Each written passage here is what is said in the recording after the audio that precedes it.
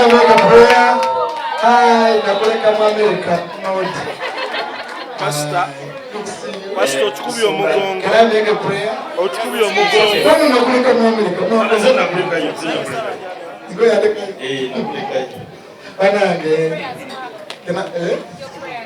Amen. Can I make a prayer? Do you guys honor God? Just twebaze actually.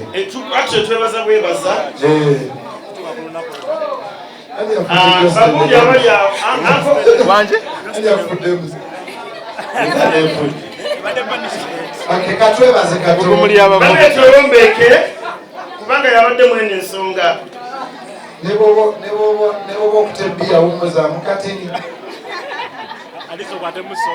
Kwata musoda.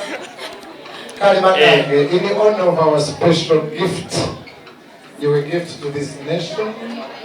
You a gift to, you are homemade, right? Ovudemu wetakulide. Kana mambata, Katwebaza katonda. Mukama mulungi tukwebaza olwa Spice Diamond. Kwebala ebirungi by'omukoledde. COVID yabadde muzibu. We no longer take birthdays for granted. Babaganda baffe bangi bafudde. Naye mu COVID yabadde omuzibu ate ye Diana has been prosperous. Tukwebaza olw'obulamu bwe, nongera ebirungi, webala eby'omukoledde. Era Bayibuli egamba nti wawonya abagenge 10, omu ye yadde okwebaza. Era yadde okwebaza n'omubuuza, where is the 9? Were you not 10? No, God, because you are back to say thank you. Wanera Dala. Mukama, we are back to say thank you for the good music, for life, for friends. Abayimbi babeeranga 10 every day mu studio. Omuntu okuyitamu najjamu omutwe nga tasamidde nga mukono gwo, we thank you.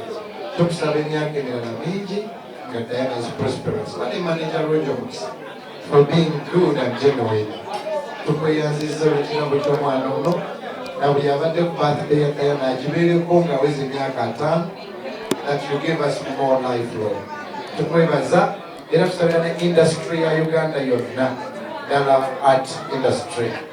Mukama goleka kw'amanyi naye tugikwasiza. Tusabidde future y'eggwanga lino, because oliba luganga lugamba we lay our future in your hands. In Jesus' name we pray, and all His people said, Amen.